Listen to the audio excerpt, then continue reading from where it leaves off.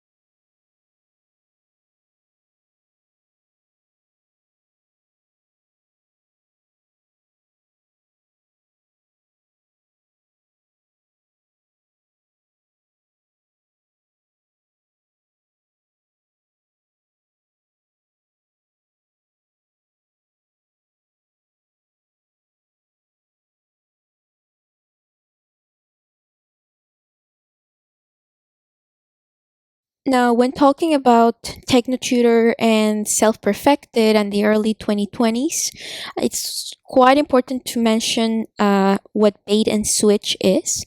Bait and switch, I will read from this Cornell Law School article. Bait and switch, it takes place when the seller creates an appealing but ingenuine offer to sell a product or service which the seller does not actually intend to sell. This initial advertised offer is the bait. Then the seller switches customers from buying the advertised product or service that the seller initially offered into buying a different product or service that is usually at a higher price or has some other advantageous effect to the advertiser. This is a switch.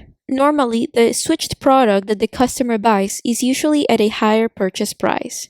An increased profit for the seller or may have a less remarkable characteristic than the product advertised. And you can see this being done in the many job postings that TechnoTutor and Self-Perfected made. The recruiters for these groups were making online, where they posted fraudulently job postings, but in reality, once they baited people into the job interviews, they switched it into selling them this very expensive distributorship licenses. I, in fact, was contacted some years ago by a teacher who was struggling financially, emotionally, and they lived in a quite far away state in the US, far away from Texas, and she took a plane to be interviewed by, I believe it was Cameron Cope and some of other people, I think Mitchell Snyder. The two of them, this teacher mentioned to me, and yeah, she went to supposedly get a job interview, but then they switched it onto then trying to recruit her and selling the product and the licenses to her. So this is a post that was made in a Facebook job posting page, and somebody shared it on Reddit. People were highlighting that clearly it looked like a multi-level marketing scheme, and so I will read it. It's hard probably to read from the video screen, but here's what it says. It says, Elite Education is an official distributor of TechnoTutor. TechnoTutor creates educational and financial freedom through our proprietary technology. We provide meaningful work while solving the biggest problem in the world, education. TechnoTutor is an international brand with distributors on 4 continents. We have been interviewed on Fox Business and Bloomberg.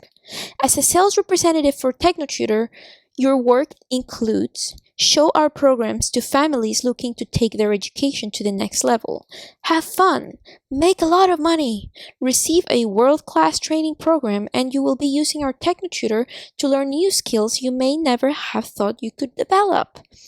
If you have a great attitude and a desire to help others, this is the job for you. Mind you, they call it a job. It's not a license they're selling you, it's a job they're promoting. Okay, about being a part of a movement to bring the very best educational opportunities to the world. Our team members come from diverse backgrounds: doctors, lawyers, teachers, parents. But what unites us is our passion for empowering others and making the world a better place for all, which is very much a Desteni language. So, TechnoTutor provides an opportunity for individuals looking to make their mark on this world and leave behind a legacy about which they can be proud.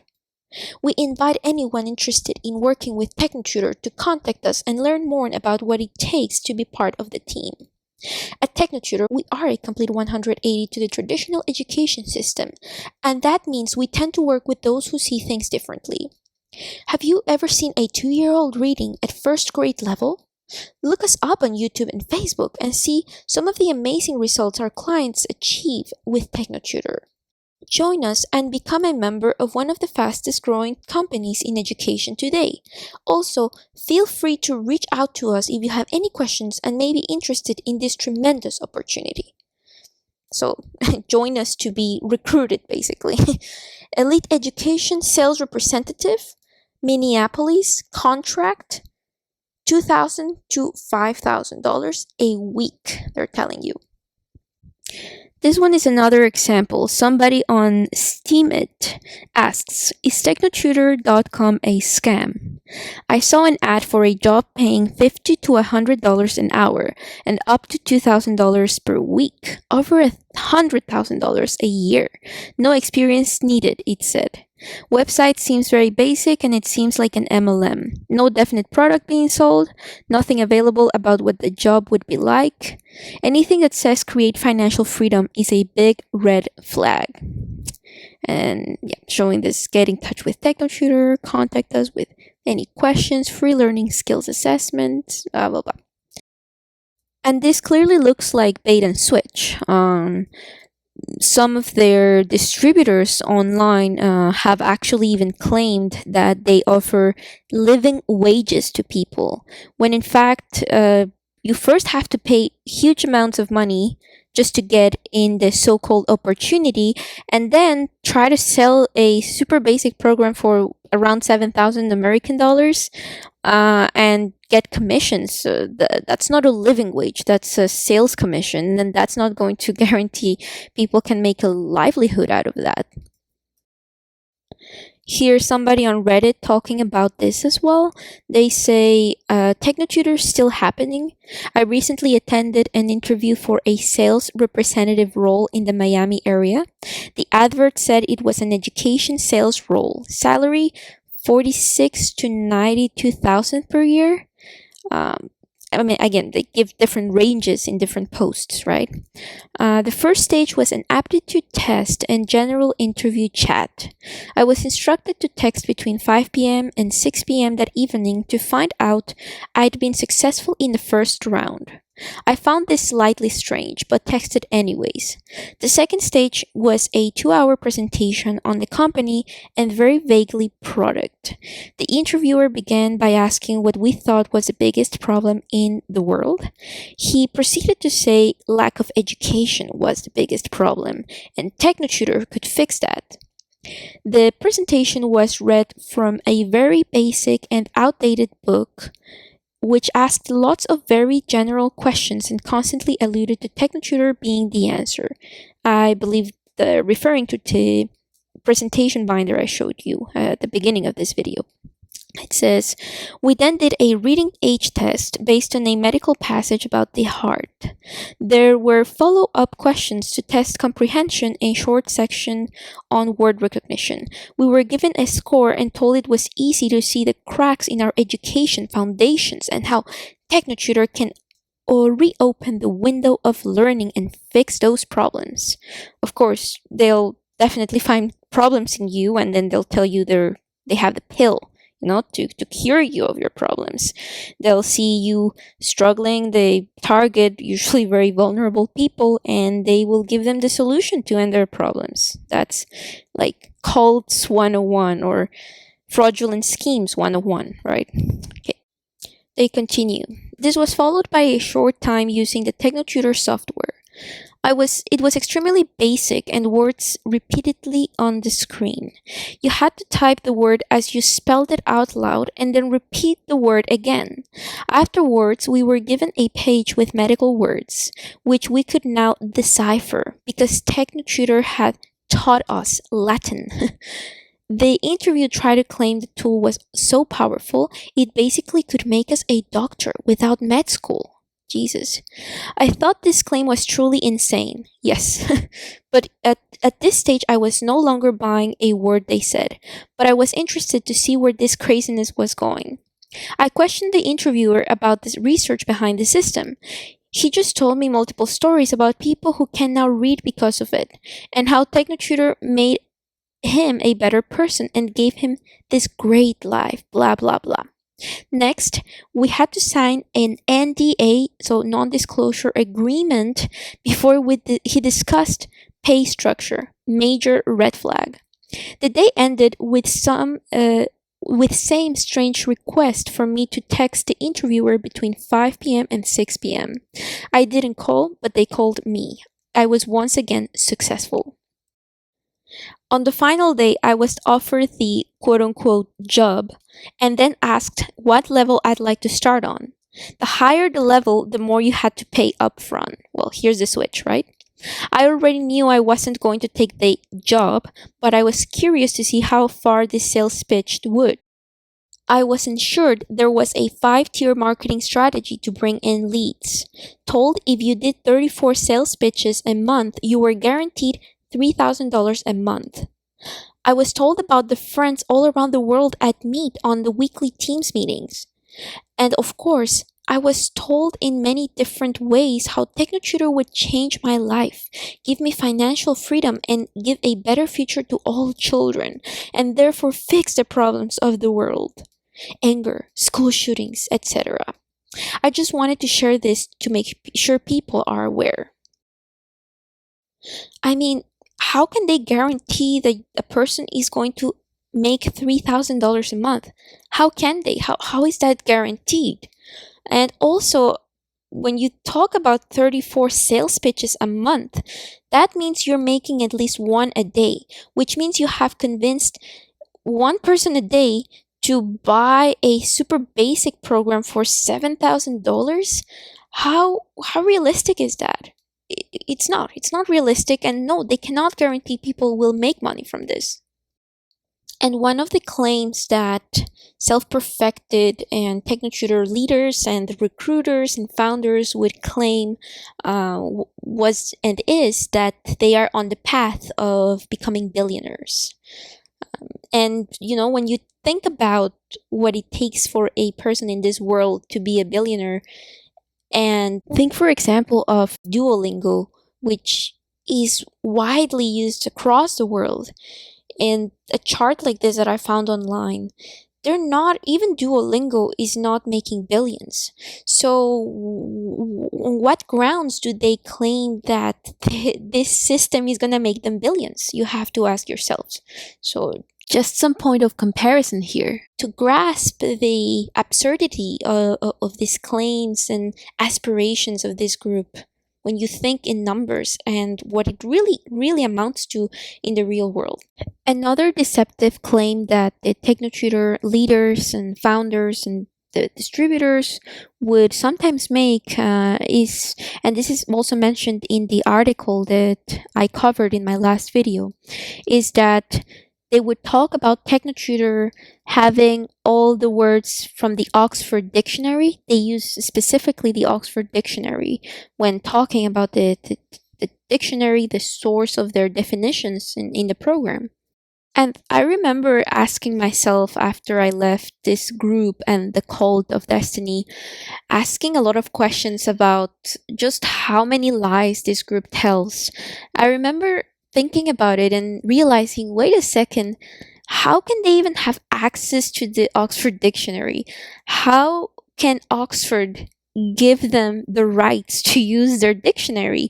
Because obviously, when you look into Oxford Dictionary, you need to pay a certain amount of money to access the entire dictionary, and it's not just free. So I actually looked into the definitions and looked online to find what's the source of their word database, what they use for TechnoTutor. And a former distributor, I asked him, and he told me that uh, he heard at some point from Cameron Cope, I believe, that the words from TechnoTutor actually are from an open source dictionary or database, and I looked for it.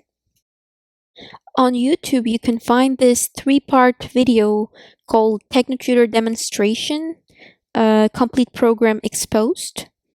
And there's an example of a word here, the letter D, and it gives you some definitions: an adjective, 3 nouns. I copied that into a basic Google search. The basic Google search took me into this entry on the letter D and refers me to English WordNet Dictionary. WordNet is a large lexical database of English and freely and publicly available for download. Here is more about WordNet. Once I was in it, I looked for the word or letter D, and this is what came up, the definitions just as in the TechnoTutor program. Now, when you search for the letter D on the Oxford English Dictionary, the full dictionary that I accessed through an educational institution, these are the definitions that appear. It's an extensive list. It's many kinds of meanings, it seems. It's really just extensive, and that shows that this is not the Oxford Dictionary is not what they claim to have in TechnoTutor that the program contains and supposedly educates people with.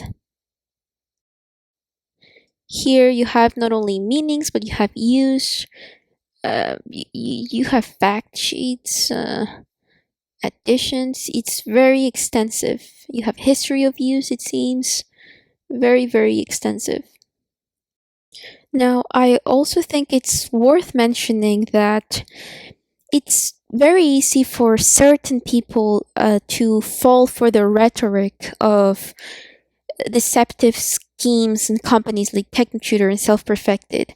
But once you're out of there, you realize how big the world is and just how many tools, services, and actual professionals are dedicated to education, to helping families, to helping children, and to honestly selling products without deception, without the whole cultish language, without saying that they're going to end all the problems in the world. You have some decent products and programs and people out there that can help you and your family if that's what made you fall for TechnoTutor and the self-perfected scam. A few years ago, I happened by chance to come across this program. This is the father of, I think, 4 kids, who is also a former teacher and taught his children to read very early. I think around 2 years old. It was the age when his kids were able to learn to read. And he developed a program, a very straightforward program. I think it was about $30 that I paid for it. And there's a Facebook group that has a lot of, like, there's an actual community of people focused on using this program. They have testimonials, people that have successfully helped their children to read better, earlier, and more. And I think people that are curious about something that can help their children maybe may look into this.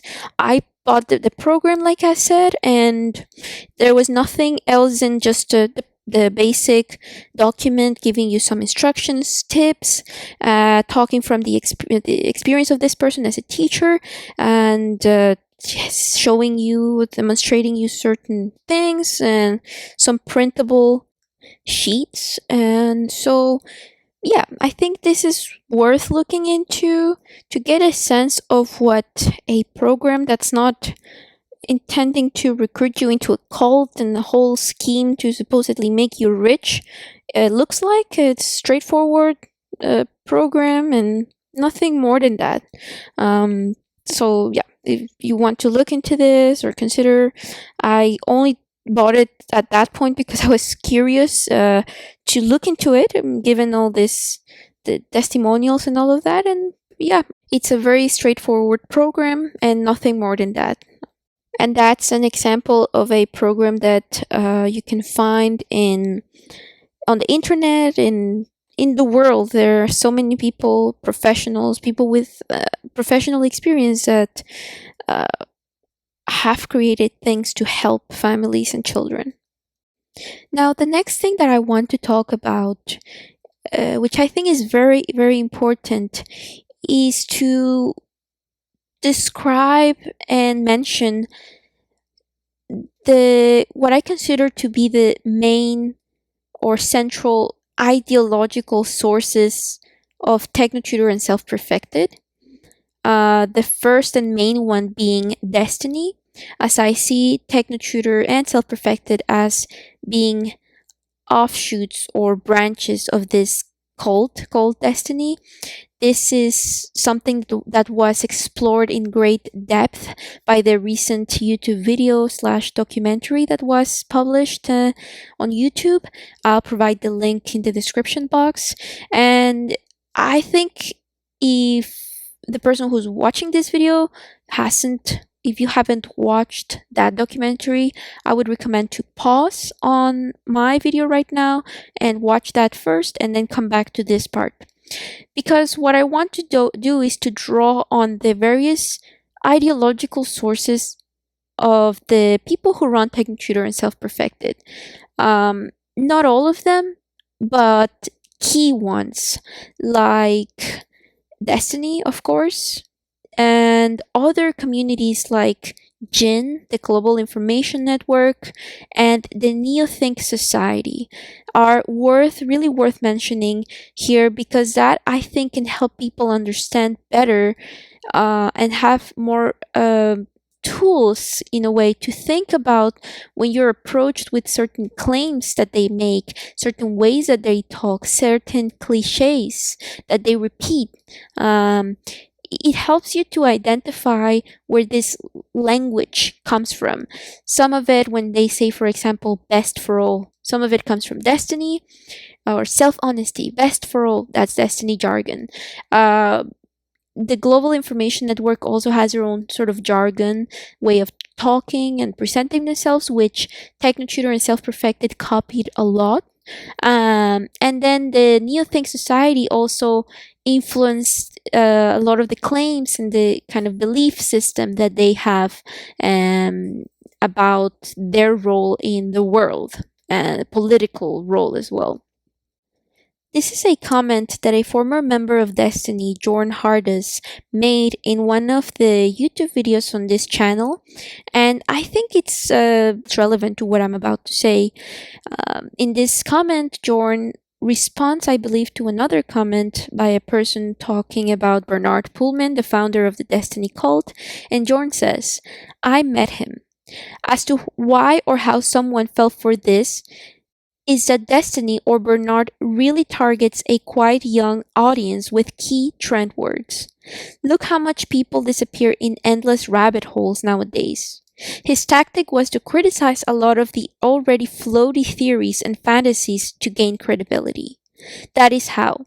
Ask yourself why so many people are eager to run with the strangest ideas, not being in a cult necessarily. Combine that with the need for connection and community in the isolation matrix that is the internet. The man himself was good at diversion and guilt tripping people. Real answers, as he claimed to give, are real to that extent. The extent the guilt trap succeeded camouflaged as common sense. And I like this comment because it also describes the way TechnoTutor works as an extension of Bernard Pullman's work and the Destiny cult. It's about catching people with trendy words, the way they talk about success and position themselves as this self-development group that in the late 2010s and early 2020s, especially around the pandemic, a lot of this sort of trends around having your own business, online business, be your own boss type of thing, has grown a lot on the internet, and there are so many trendy things that TechnoTutor and Self Perfected kind of cling on to. Also, right wing American politics, that they appeal or target a certain kind of audience, usually young males, families as well, target certain insecurities of people's fears, and then they criticize what's already out there, the other self-development communities, and position themselves as better and give these floaty theories and fantasies to gain credibility, etc.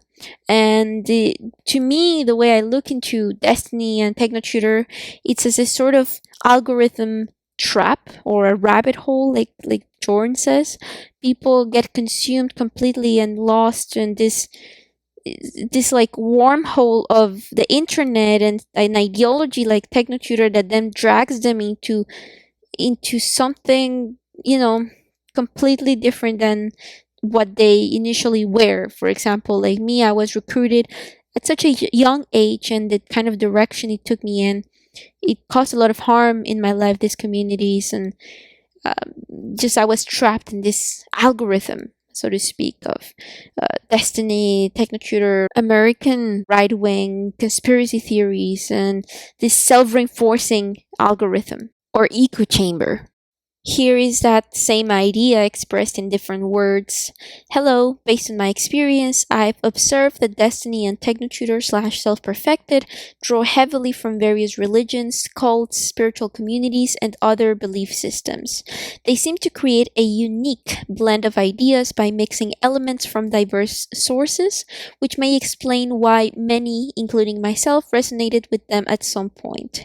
Their website reflects a compilation of concepts we may have encountered before. And personally, I do want to talk more about myself in future videos, but for now, I can say that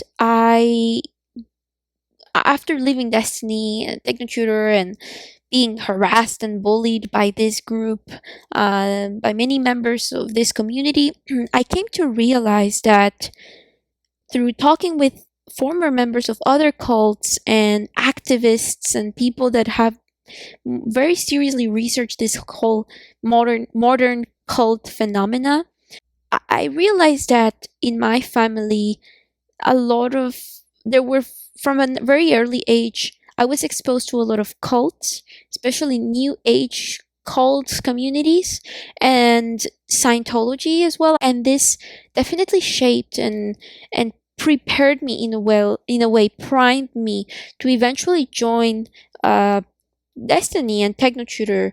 A lot of the ideas that these cults promote kind of resonated with my upbringing. Sadly, in as well, in that I was already naturally prone to fall into this kind of communities because my in my family I had relatives in my childhood repeating new age tropes and sort of alien reptilian type of stories, demons type of stories. I also had a relative who lost a lot of money in MLMs like Herbalife and investment schemes. This relative was also a big fan of books like The Secret and Think and Grow Rich, to which he introduced me when I was just a girl. I was between 5 and 11 years old when I was introduced to a variety of cults, religious, spiritual communities, and beliefs like The Secret and the Law of Attraction.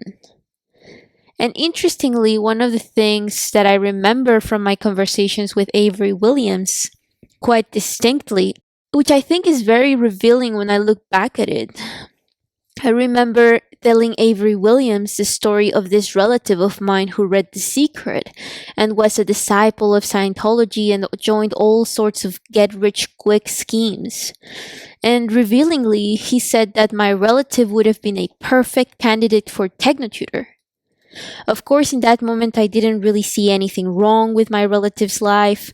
I thought that his influence on me was good when I was in TechnoTutor. But when I left TechnoTutor and Destiny, and I realized, oh my god, I I joined a cult. I was in a cult. And I did what some people call cult deprogramming. I really started to look at this relative's life and realized from a new perspective, oh my god, his life was destroyed by this cult. This cult, Scientology, and all those schemes completely exploited his vulnerability, his poverty, the little money he got from his father when he died. This cult prevented him from actually going back to university and becoming the architect that he was supposed to be. My relative was very smart and he had this natural talent that he would have been a great architect, but instead he fell for all these schemes and his life was completely ruined and went downhill. He was so mentally captured by it that he even at some point disappeared. I can talk more about this in another video when I talk more about myself, but he was basically forced to labor in a basement with very little food and long hours of manual physical labor, to the point that he was very thin and malnourished when my other relatives, his mother found him. His mother found him in a basement after she had gone to the police, basically looking for him, and he actually was basically captured by Scientology to the extent that he disappeared and didn't tell his mother where he was, and he was lying that he was going to go to some sort of conference in Miami or something like that, like those kind of like a self-perfected event or those Amway events kind of thing. But in fact, he was in the basement, forced to labor without a pay, convinced that this is what the good Scientology or what his training, Scientology training, required of him. And it was quite a disturbing story to have only learned about a year ago. When I learned that my relative had gone through all of that, it shocked me, it made me feel sad, it made me see the raw, real picture of what he actually, the extent to which his mind was captured by Scientology and related communities. And I think that it's worth sharing this story because it really highlights how cults many times, when you look at them from the outside third person perspective, you can see it as, oh, that's completely irrational, that's stupid, how can a person get to that point? I know people who say that about my relative, but as somebody who was in a cult and out of it, now I understand that when you're in it, when you're captured, you're convinced that many things that you normally would think are wrong and irrational or crazy become normalized, become right when you're in the cult. Of course, when I was in TechnoTutor, I didn't see these dimensions, these aspects, and so the fact that Avery said that he would be a perfect candidate, a perfect recruit, I looked back at that comment he made and said to myself, of course, TechnoTutor did also ruin part of my life.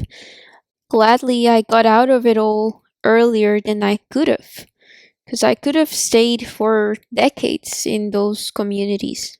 Gladly, I left, and gladly, I have been rebuilding my life since. But it's been very hard because, in many ways, these communities completely derailed me, set me in a very particular state of mind from which it was hard to get out of. And they also left many scars, especially that I left and experienced a lot of bullying, harassment, and denigrating comments from many members. I would say there are lessons, of course, that I've learned from this whole experience. I have gained wisdom.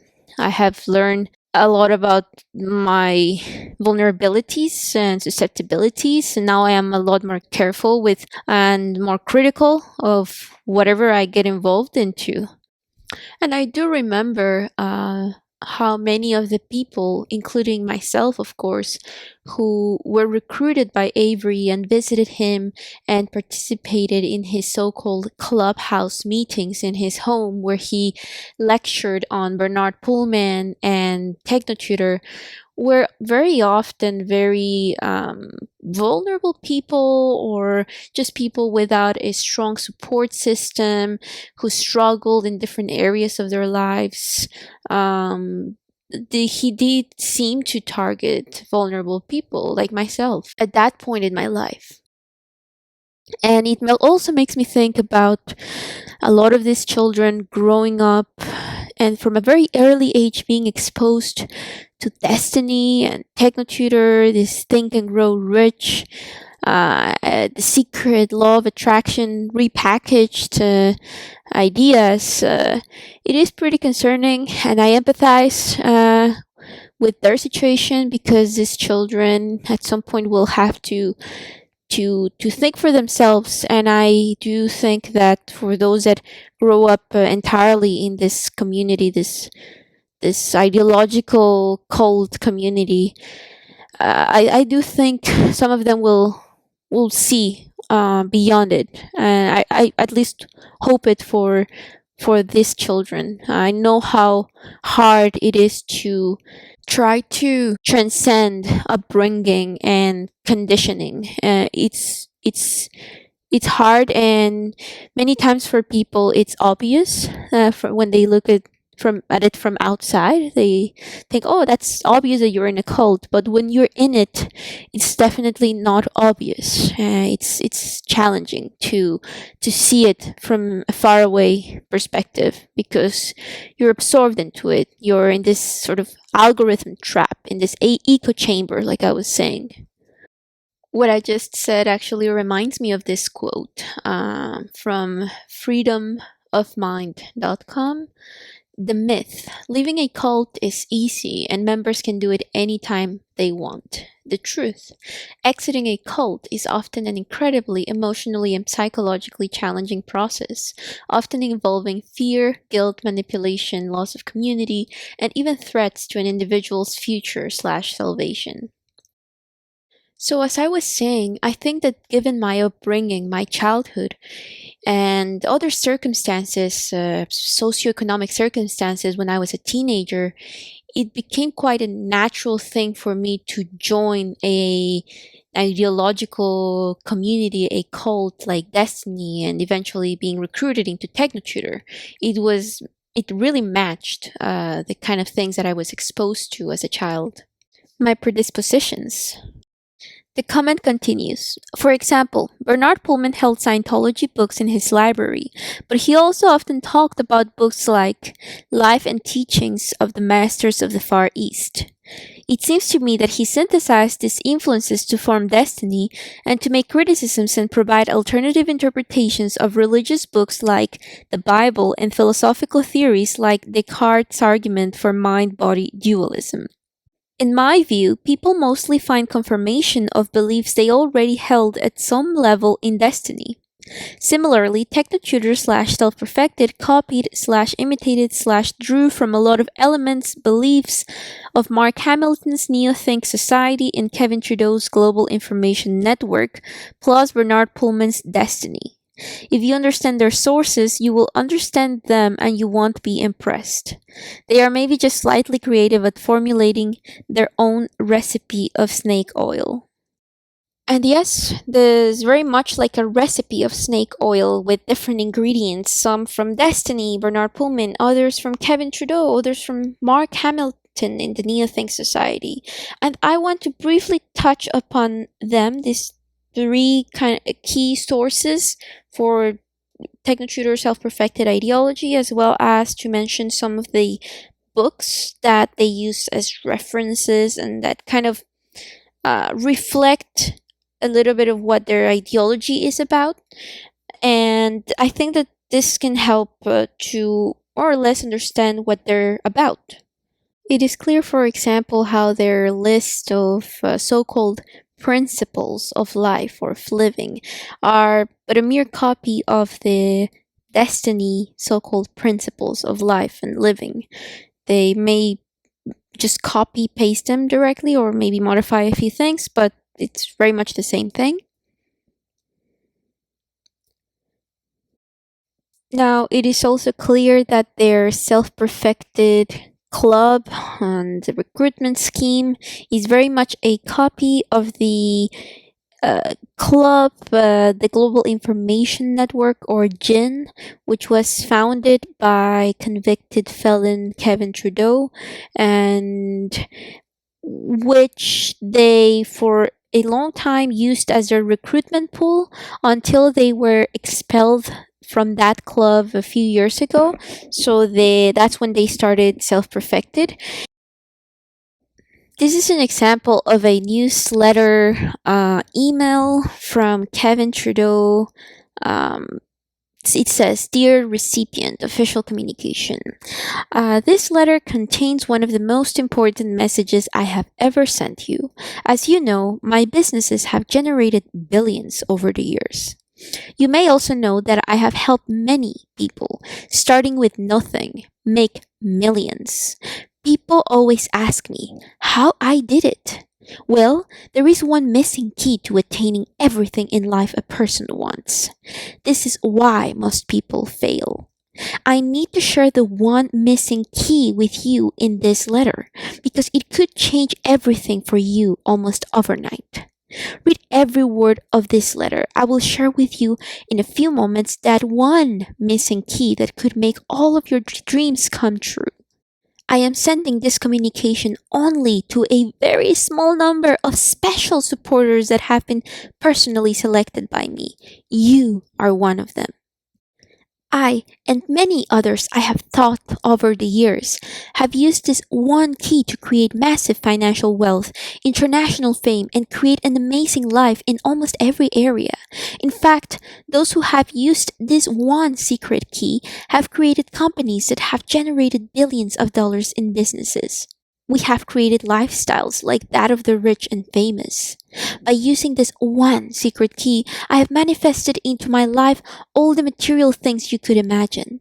Rolls Royces and dozens of other super luxury cars, mansions around the world, private jets, servants, private chefs, butlers, millions of dollars worth of jewelry, an amazing relationship with the woman of my dreams, many close friendships, and so much more. My friends and colleagues have included presidents, members of royal families, prime ministers, generals, billionaires, and major international celebrities. My health is amazing, and my romantic loving relationship with the woman of my dreams is one of a kind. Most importantly, my inner state of being is one of joy, bliss, happiness, peace, and serenity. I am always happy.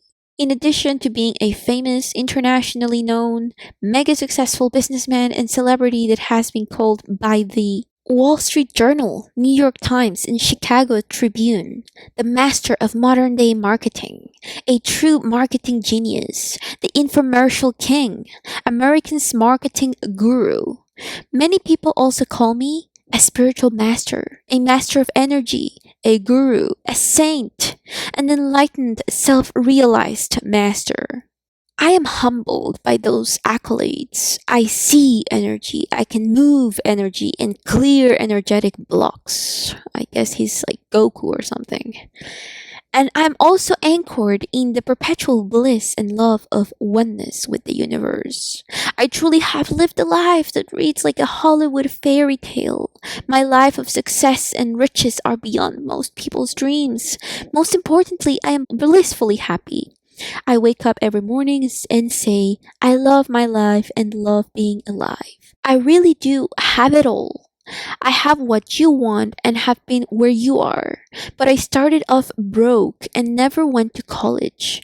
Quite frankly, I am someone you should listen to if you want more out of life.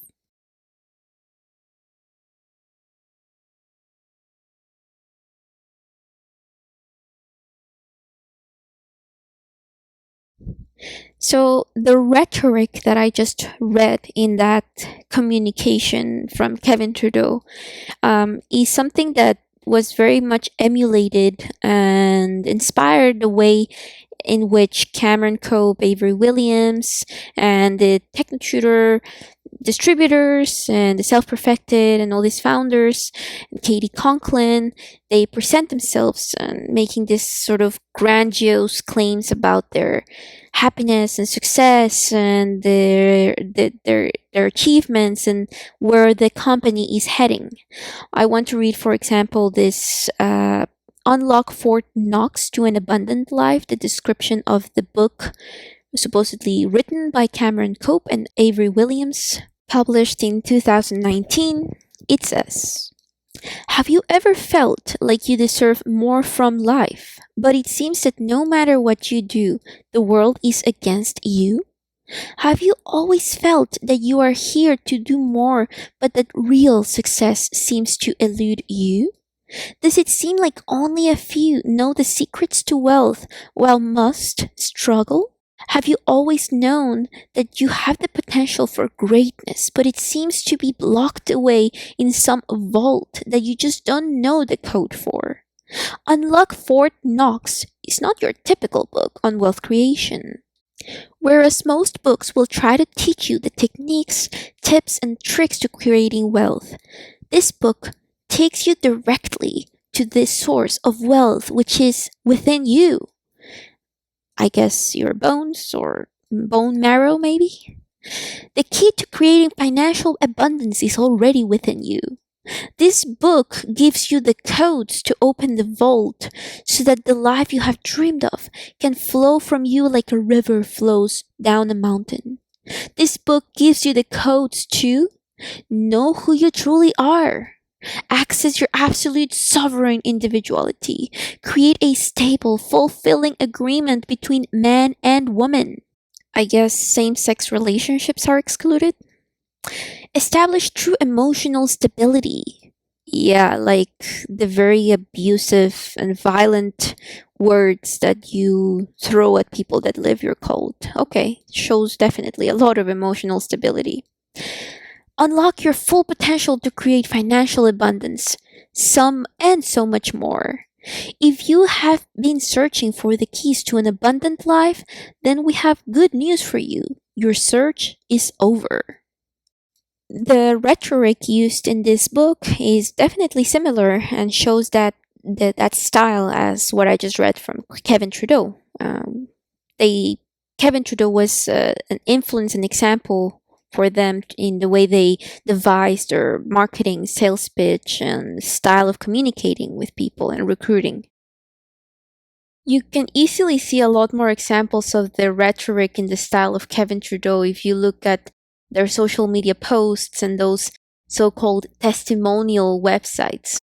Now, to give you an example of that influence and other sources of influence from Kevin Trudeau and the Global Information Network, from which this group was expelled, to give you an example here, this video by a TechnoTutor distributor was published on YouTube a few years ago, and it's a bit of a a bait and switch kind of thing, that he's trying to bait people with the title TechnoTutor Exposed. The truth about TechnoTutor sounds like he's going to expose something negative about TechnoTutor, but then when you click the video, it's just a guy trying to recruit you into it and invite you to a sort of Zoom call, and tell you how amazing the group and the program is. And what I find interesting in this picture, the video of this TechnoTutor distributor, is how, and I saw this in, after I left those groups, I was not part of that self-perfected thing. That's something they made later, but I saw how every person that joined them, that became a distributor, suddenly had in the background of their videos a bookshelf with books that were coming from the list of recommended books by Kevin Trudeau and a few others. Like here to the left, you see the Fort Knox book to the upper left corner. Then you have The Secret. In my view, TechnoTutor and Kevin Trudeau's whole philosophy and marketing is a rebranding, repackaging of The Secret. Then you have Hidden Hand, exposing how the Chinese Communist Party is reshaping the world.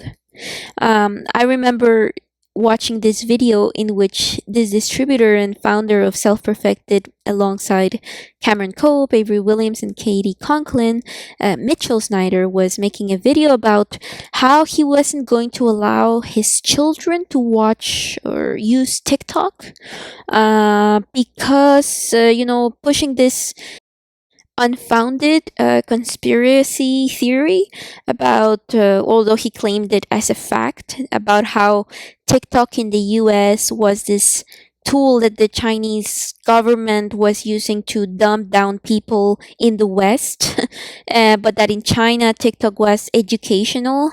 And well, I was in China and I used TikTok there, and it's exactly the same thing as here. It's just for entertainment, dances. It's very similar to the way they use it in the US and Canada, in the so-called West. And it's very common for them in their rhetoric, in their group talks, in their conference rooms, to talk about this, or suggest or make reference to this shadowy elite, or the Communist Party, the Rothschilds, these references to these people controlling things and being opposed even to TechnoTutor. Ask and it is given. Learning to manifest your desires. That was part of the recommended list of books by Kevin Trudeau. Then The Great Rat Race Escape. From Wage Slavery to Wealth. How to Start a Purpose-Driven Business and Win Financial Freedom for a Lifetime. Didn't they say they were given living wages at some point to people? So is that not slavery? Is it not slavery to have people survive on commissions without even any healthcare or pension plan or anything? Is that really how you escape slavery? And then you have Kevin Trudeau's book, Natural Cures, They Don't Want You to Know About, again referencing this shadowy elite. Then, after Kevin Trudeau, a very important ideological source for TechnoTutor and Self Perfected is the Manosphere, with figures like Andrew Tate and far right politics. This, again, TechnoTutor distributor says, insights that I got from watching Andrew Tate. Let's hear what he has to say. Hey, so this Andrew Tate guy, this guy's literally breaking the internet right now, right? He's a very alpha male, very bombastic guy, very polarizing, makes bold statements and stuff, and that's probably why he gets a lot of attention. And so I watched this interview of him with Anthony Pompliano, and I would definitely watch the one. You can either send me a message and I can send you the link to the interview. But there's two key insights that I got from this interview, and one of them is that he said he's also like a 4 times world champion kickboxing, right? And he, at a certain point, he was like, I'm not making enough money with kickboxing, not really getting me very rich, and he wanted to become rich. So he said, like, if I can apply the same 6 hours of focus that he's applying every day with kickboxing, with training, if I can apply the same level of focus in business, then I can become very, very wealthy and very successful. So that's what he did. So the key insight there is, if you have the discipline and the focus to day in, day out, do the work, no matter how you feel, like, you will be successful. And he's like a living proof of that. And the second very important insights that I got from it is that, so his father, he was a grandmaster chess champion. And so this guy was a fucking genius. He had like a photographic memory. He was like extremely smart. And so he got the right programming from his parents. So the fact that he's now getting all this attention and breaking the internet, it's not by accident. This guy is extremely smart. He knows exactly what he's doing. And he got the right programming from his parents, who are also very smart, able to see patterns and that kind of stuff. So, you know, and if you don't have their programming, like, you can still change it if you have the right tools. The ones that I'm using, for example, to change my program to become highly effective.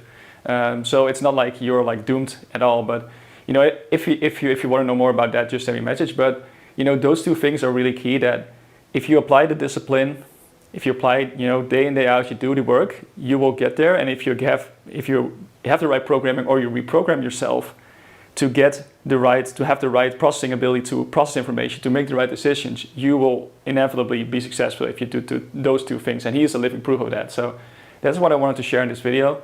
And so, yeah, you know, definitely watch that video. And if you have any questions, or, you know, want to know more about what I'm doing, just send me a message. All right.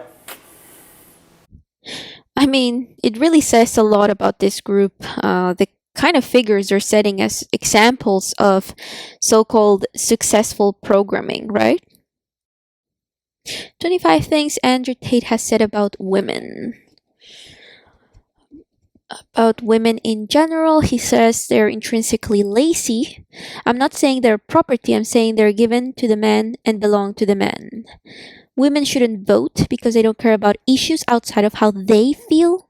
Feminism is a lie, and women have zero power without men. Fact: women are sex workers. Their primary job now is to find one customer, called a boyfriend, to pay for their entire lives in return for female genitals. Cities are for women to be their worst selves and look for perma entertainment, which men pay for. If you put yourself in a position to be abused, you must bear some responsibility, he says. And so on and so on.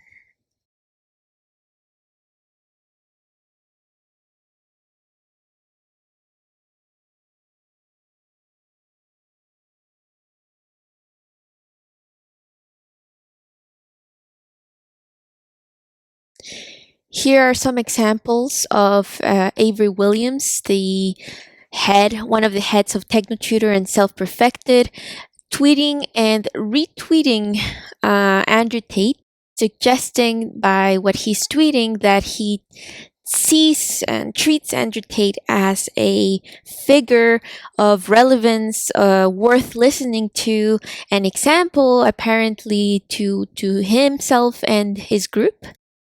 Even tweeting the question, Andrew Tate for Prime Minister. I think that speaks for itself. And in my next video, I want to talk more deeply and in detail about this politics, the politics that this TechnoTutor leaders have promoted for years and are associated to, and their political beliefs and some of the roots of these political beliefs, for example, in the Neo-Think Society and its books. So stay tuned for that next part coming up. And for now, I would like to close this video. I have already advanced a lot of the third video in this series, but I want to pause it here with a few remarks related to Andrew Tate and my experience in TechnoTutor, with the TechnoTutor leaders in particular, and why it is important for me to highlight this association to Andrew Tate and Andrew Tate's comments about women. I want to highlight this particular tweet of Andrew Tate in which he says that women are sex workers and their primary job is to find one customer, called a boyfriend, to pay for their entire lives in return for, their bodies, let's say. Um, there is a part of my story which was the it's kind of the hardest, or one of the hardest, to talk about when it comes to reliving through memory the kinds of things I experienced leaving TechnoTutor in particular. I have mentioned throughout my blog and in my videos that I was harassed and bullied when I left TechnoTutor by several of the members of TechnoTutor and Desteni, who are members of Desteni too. One of them, an important person that engaged in the harassment, bullying, and plainly speaking, verbal violence and viciousness, was the one of the heads of TechnoTutor and self-perfected, Cameron Cope. This tweet reminds me a lot of one of the most vicious things, most psychologically violent, verbally violent things that Cameron Cope said to the person that I was in a relationship with in the TechnoTutor group. So basically, me and this person, this distributor, were both sort of recruits of Avery Williams, and Avery Williams very much set up, encouraged, and the three of them, Avery, Cameron, and Katie, will be very much involved in a way, managing the relationship we were in TechnoTutor. And this distributor was particularly important for them. They had a lot of financial interest in keeping him in the group. And when he decided to leave the group, not only I was harassed and bullied, he also was harassed and bullied. And it's important to highlight how in TechnoTutor, when you're recruited, and the way we experienced our recruitment into it all was through a lot of what you could call love bombing, a lot of praise, a lot of compliments. They made us feel so special, like we were on the path to wow, greatness, and highlighting, exaggerating our qualities, making it seem like we were, really special. It's a lot of love bombing. But then the moment that I became a threat in a way to the plans that they had for us, through just an unwillingness to participate anymore and to do TechnoTutor and to engage with them.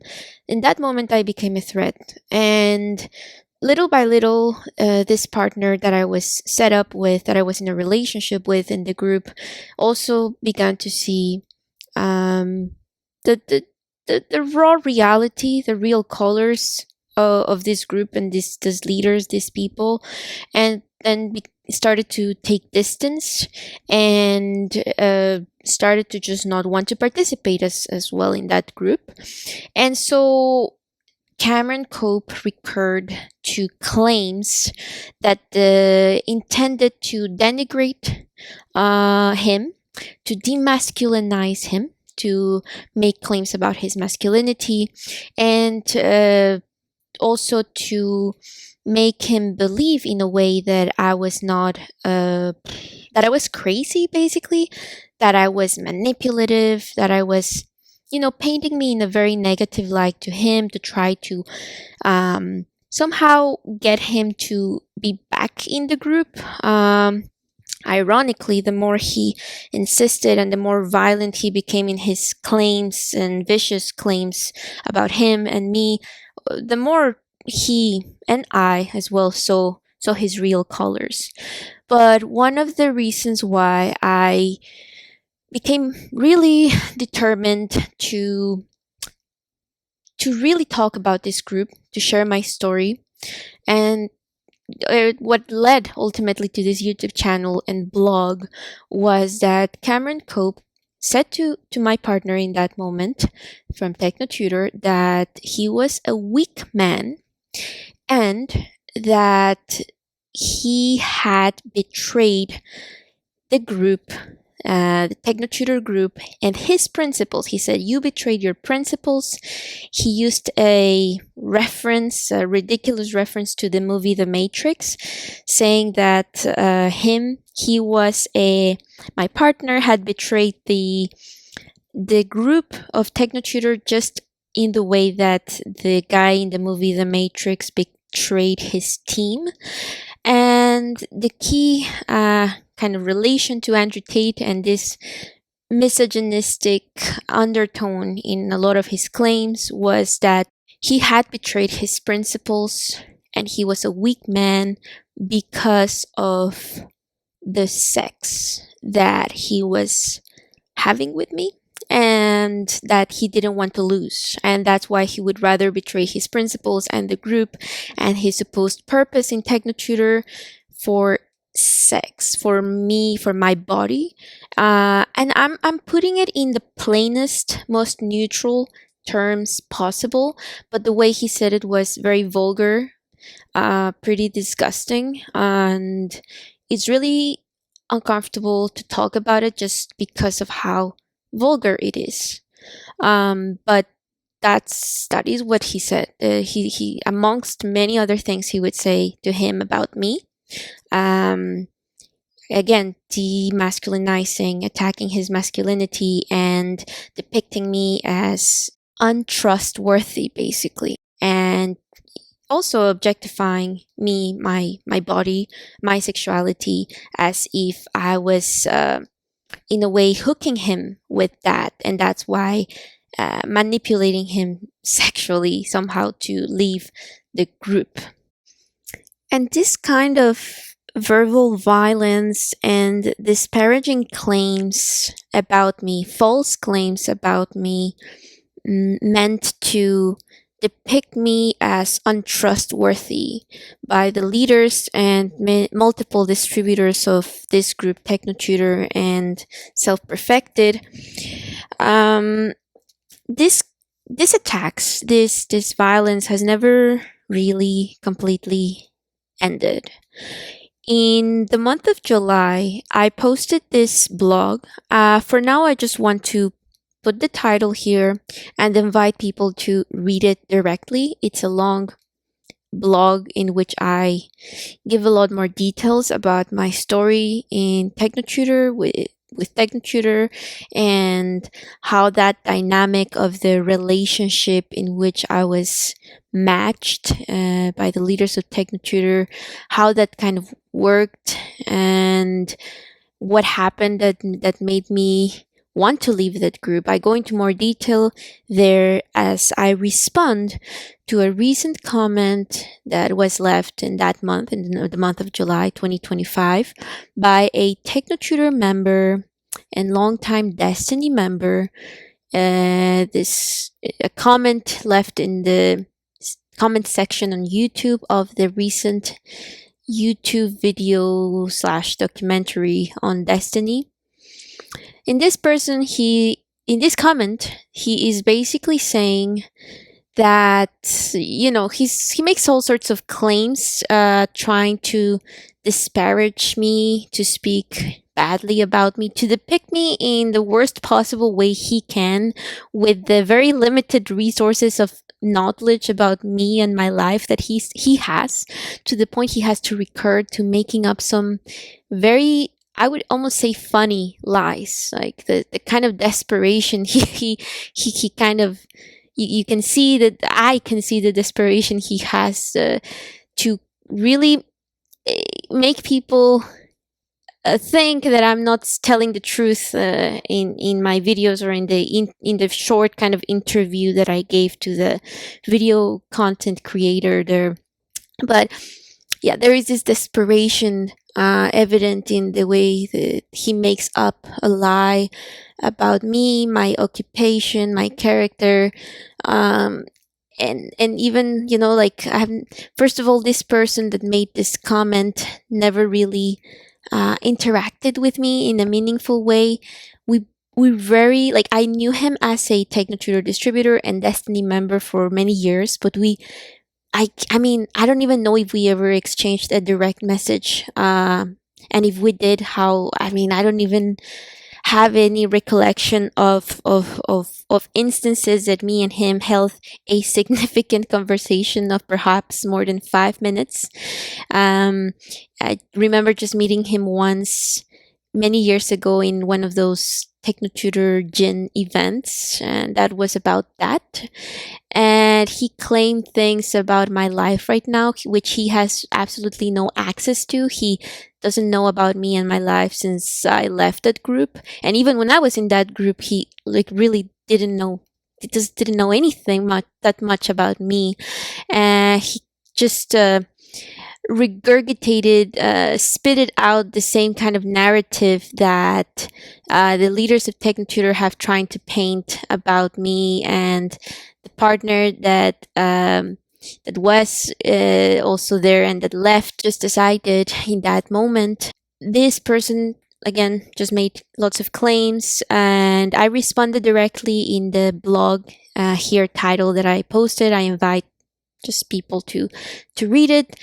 And the association to Andrew Tate that I want to highlight again here is how he claims in his comment that I was basically searching for a free ticket in life.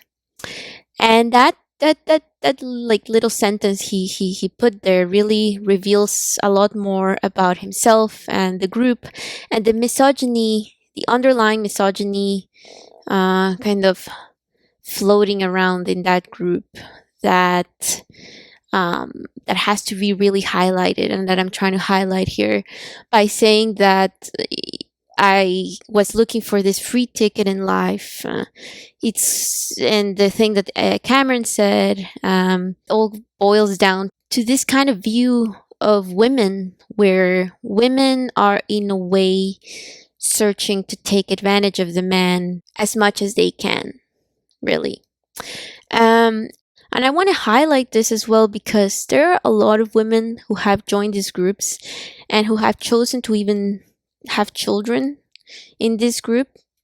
It's a warning that I want to make, because you will be love bombed and praised and put in a sort of pedestal as long as you fulfill their ideal role of what a woman is supposed to do there. But take my story as a lesson or a warning that if you leave those groups, something like this could happen to you. Something really bad like this could happen, where this men and women, not only men, but there were women who also made disparaging claims like that about me, to me directly, some vicious comments that later on I would like to just to shed light on. This or something like this, like what I experienced, could happen to any of the women who try to leave that group, especially when you're in a relationship that is important to the leaders, to the kind of stability that they want to display to the public, that their group is stable and happy. If you threaten that image a little bit too much, and their financial interest that they derive from that image of stability and your role as a woman in that group, yeah, take that as a warning. My story of what could also happen to you. And I also think that it's worth highlighting this constant references to the movie The Matrix, a little bit throughout their their group, their ideology, and their website, their red pill, and how that relates to Desteni, and even to the point that they use it to insult people who leave their group. At this point, it seems that they have very much mistaken fantasy for reality to a serious extent. And in a way, in my experience, they do genuinely seem to believe that they are like the people in the movie The Matrix, the heroes. They They would say that Avery Williams's nickname or role in a way was that of Morpheus, that he was called the Morpheus. And at this point, it's not just like a metaphor or an inspiration. It seems to be a genuine belief that they have that, Bernard said that this is how reality works and they are characters in a fantasy movie. That's kind of very telling. How many cults use the Matrix movies to recruit and indoctrinate people by saying, you think you know what reality is, but reality is very different. And we'll give you the pill and you will become enlightened and know what's real.